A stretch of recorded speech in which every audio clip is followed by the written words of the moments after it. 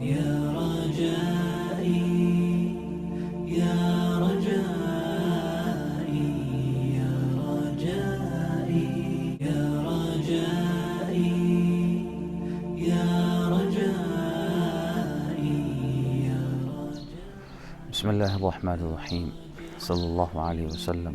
قال الله سبحانه وتعالى للنبي محمد صلى الله عليه وسلم: وننزل عليك كتابا لا يغسله الماء. صدق اللہ العظیم و صدق رسولہ النبی الکریم. میرے بھائیوں، بزرگ اور دوستوں اور میری عزیز بہنوں، پچھلی تمام قسطوں میں علوم القرآن کے بارے میں جو بات ہوئی، امید ہے کہ اس سے انشاءاللہ کچھ فائدہ پہنچ گیا ہوگا. آج ہماری آخری قسط ہے اور رمضان مبارک کے اندر ہی ہم نے یہ ارادہ کیا تھا کہ علوم القرآن کو ہی انشاءاللہ الرحمن آگے پہنچایا جائے گا. اب آج آخری قسط ہے اور یہ ہے تاریخ حفاظت قرآن کے بارے میں، یعنی قرآن پاک کی حفاظت کس طرح کی گئی جو آج تک ہمارے پاس محفوظ ہے، یہ کس طرح ہوا. پہلے بھی آپ سب کو یاد ہوگا کہ یہ بات آیا ہو چکی تھی کہ نبی اکرم صلی اللہ علیہ وسلم پر جو قرآن نازل ہوا وہ رفتہ رفتہ دھیرے دھیرے نازل ہوا تھا، اور نبی اکرم صلی اللہ علیہ وسلم پر لکھ کر نازل نہیں ہوتا تھا، بلکہ ڈائریکٹ آ کر یا تو دل میں آ جاتا تھا. جو وحی کی صورتیں تھی انہی صورتوں کے ذریعے قرآن پاک آیا کرتا تھا. تو نبی اکرم صلی اللہ علیہ وسلم اس کو کبھی کبھی لکھواتے بھی تھے، جیسے حضرت زید بن ثابت رضی اللہ تعالی عنہ جو کاتب وحی ہے، جو وحی لکھتے تھے، ان سے فرماتے تھے کہ آپ اس آیت کو فلانی آیت کے پیچھے رکھیں، اس کو اس آیت کے پیچھے رکھیں.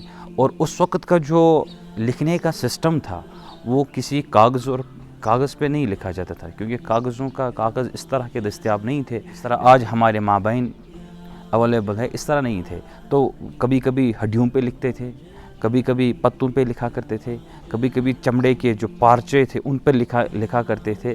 غرض جو ملا کرتا تھا، لکڑی ملتی تھی اس پر لکھا کرتے تھے. تو کبھی کبھی کاغذ کے ٹکڑے بھی ملتے تھے، ان پر بھی لکھا جاتا تھا. تو کبھی کسی صحابی کے پاس ایک ٹکڑا ہوا کرتا تھا، کسی صحابی کے پاس ایک ہوا کرتا تھا، کسی صحابی کے پاس ایسا ہوا تھا.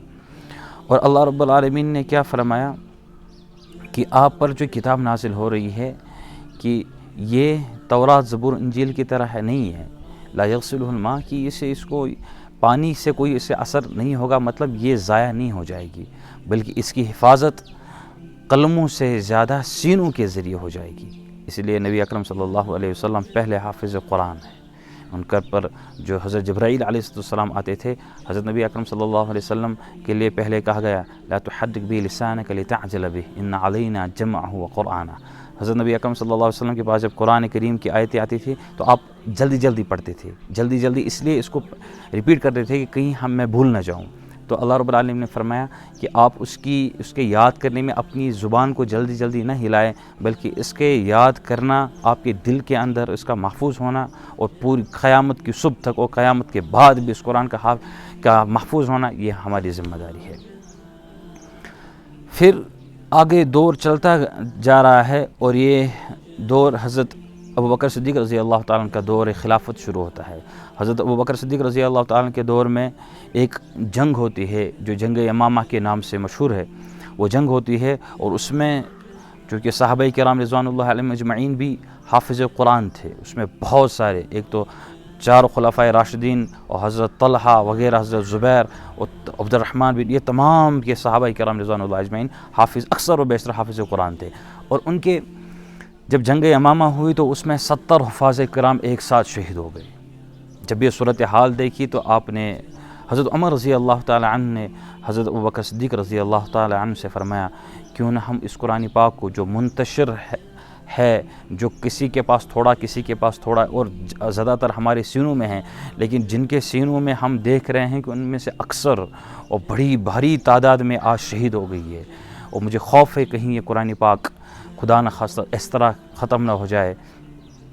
یہ اندیشہ، یہ خوف اس بات پہ نہیں تھا کہ انہیں یقین نہ تھا، یہ اس بات پہ تھا کہ کہیں کچھ ایسا نہ ہو جائے، کہیں قلیل لوگ نہ رہ جائے، پھر ان کی تعداد کس طرح بڑھے گی. تو بہرحال ابوبکر صدیق رضی اللہ تعالیٰ نے اس وقت پہلی تو بات نہیں مانی، کہا کہ ہم وہ کام کیسے کر سکتے ہیں جو جناب محمد رسول اللہ صلی اللہ علیہ وسلم نے نہیں کیا ہو، ہم وہ کیسے کر سکتے ہیں؟ تو آپ نے فرمایا اس میں خیر ہی خیر ہے۔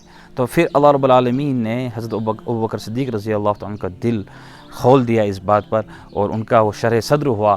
آپ نے فرمایا ہاں بہتر ہے۔ تو آپ نے کاتب وحی حضرت زید بن ثابت رضی اللہ تعالیٰ عنہ کو بلایا، اور ان کے بلانے کے بعد ان کو یہ کام دیا، کہا کہ آپ اس کام کو جمع کر لیں۔ اس وقت حضرت زید بن ثابت رضی اللہ تعالیٰ عنہ فرما رہے ہیں کہ اگر مجھے کوئی پہاڑ ڈھانے کو دے دیتے ہیں، اس پہاڑ کو اس یہاں سے وہاں تک پہنچانا ہے، میرے لیے بہت آسان کام تھا، لیکن یہ جو کام مجھے جمع قرآن کا دیا گیا یہ بڑا خطرناک اور میرے اوپر بڑا دشوار تھا، کیونکہ انہوں نے بھی اس وقت یہ جملہ فرمایا، ہم وہ کام کیسے شروع کر سکتے ہیں جو جناب محمد رسول اللہ صلی اللہ علیہ وسلم نے نہیں کیا۔ پھر اللہ رب العالمین نے ان کے دل و دماغ میں بھی یہ بات ڈال دی، آپ نے بھی کہا یہ خیر ہی خیر ہے، اس میں خیر ہی خیر ہے۔ پھر اس کو جمع کیا گیا، اس کو جمع کیا گیا وہ 7 حروفوں پر، جیسے پیچھے قراتوں کی بات آ گئی تھی، وہ 7 حروف، وہ 7 حروفوں پر اس کو جمع کیا گیا، اور جمع کرنے کے بعد اس کو لکھ لیا گیا۔ اور یہ جو کام دیا گیا ہے، یہ کام بہت سارے صحابہ کو مل کر ان کی ایک ٹیم بنا دی گئی، وہ ٹیم مل کر اس کام کا شروعات کر لیا، اسے مکمل کر لیا گیا۔ اور اس وقت لیکن وہ سورتوں کی ترتیب نہیں رکھی گئی، بلکہ ان کو ویسا ہی لکھا، لیکن ایک ہی اس میں صحیفے میں لکھ دیا گیا۔ پھر آگے جب یہ قرآن پاک دور دور علاقوں میں پہنچتا گیا، کوفہ، بصرہ، ایران پہنچ گیا، وہاں سے اور آگے پہنچنے لگا، تو وہ دور شروع ہو گیا۔ حضرت تو عثمان رضی اللہ تعالی عنہ کا دور خلافت آ جاتا ہے۔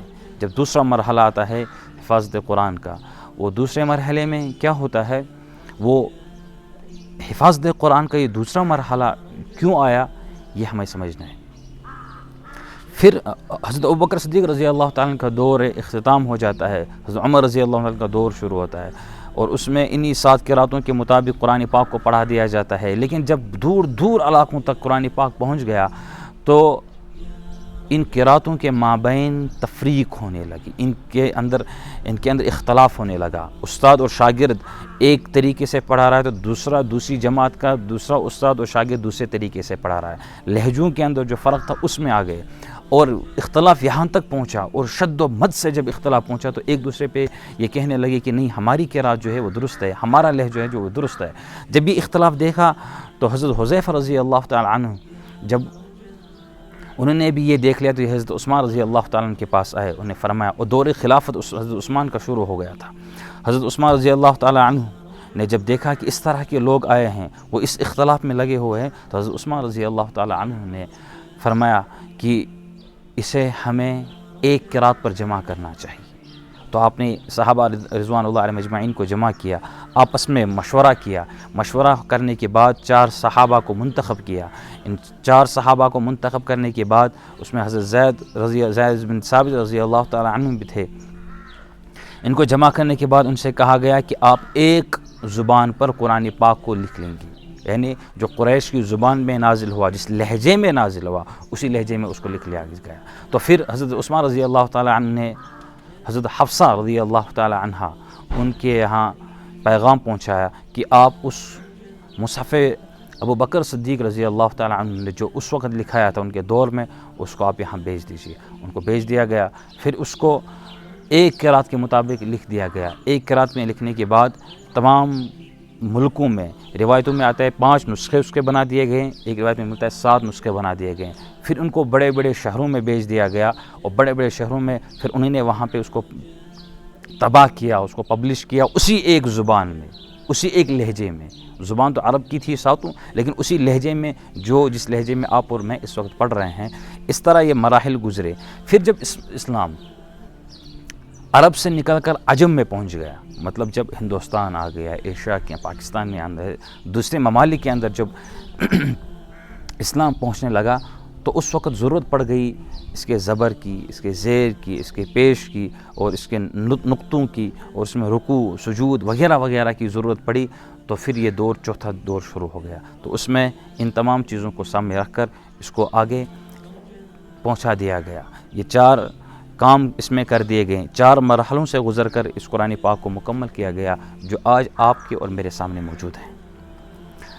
اللہ رب العالمین ہمیں سننے سے زیادہ عمل کی توفیق عطا فرمائے۔ السلام علیکم ورحمۃ اللہ وبرکاتہ۔